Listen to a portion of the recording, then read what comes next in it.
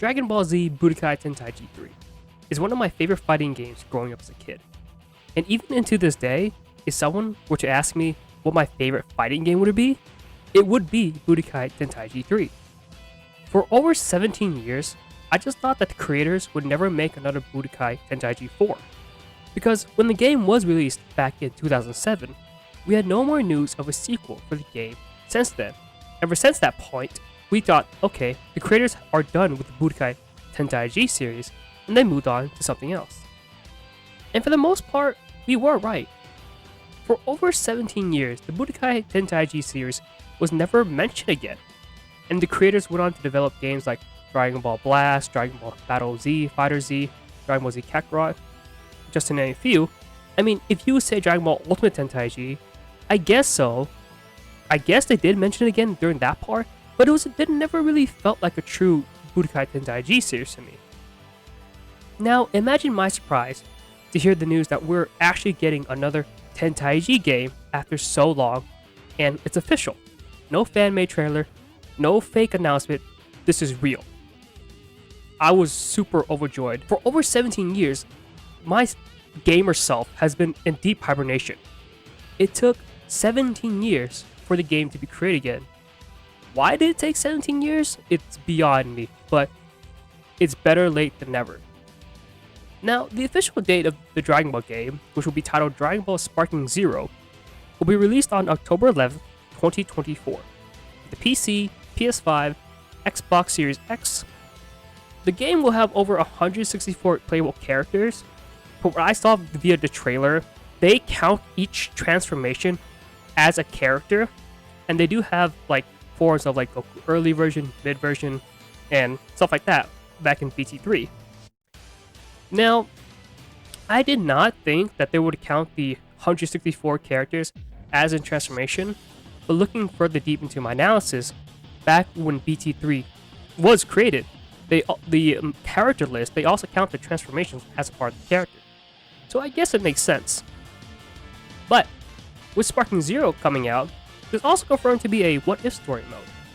And you see a glimpse of that by looking at the trailer where you see Krillin dying this time by Great Ape Vegeta during the Saiyan Saga, and Goku turns Super Saiyan here, rather than the Namek Saga where he fought Frieza. And in another scene, you also see Goku and Gohan not doing the father-son Kamehameha against Super Perfect Cell. It's actually Trunks and Vegeta doing the father-son Final Flash against Cell. Now, what I really want to see the most is the fight between Gohan and Boo-Tanks, where Super Boo absorbs Gotenks. But this time, where Gohan doesn't get absorbed, but Goku actually makes it in time, and Gohan actually puts on the earring, and they actually fuse and become Gakon. I don't know what the hell the name's going to be, but become something like that. Because in the anime, Gohan got absorbed before he could put the ring on. And in a sense, they didn't really need to put the ring on anymore, because after like Gotenks' transformation comes out, he was basically Piccolo, and pretty much Gohan at that point can just destroy him. But you know how it is, they had a slow slip up and Gohan got absorbed.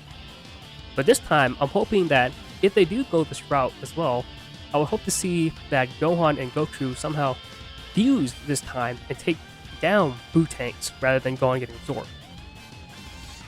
So this is very exciting.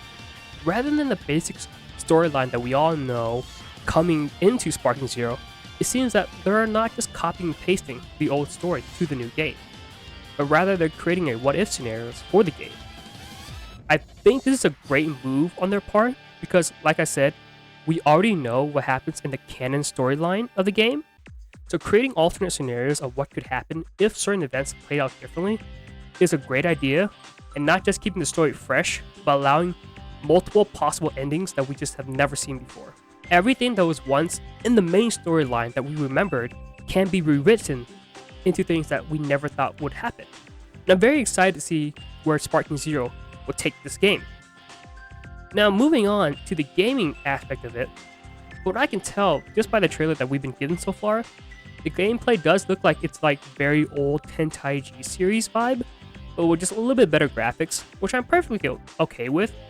I enjoyed many of the old aspects of the old Tenkaichi series, and the mechanics being converted over to the new game, it's perfectly fine with me.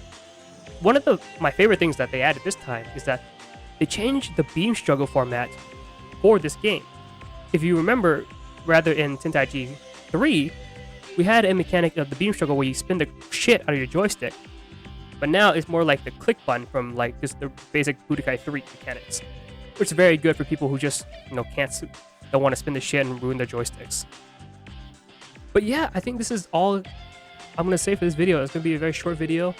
I know there's a bunch of things coming out for Budokai Tenkaichi 4 or Sparking Zero, you guys may call it.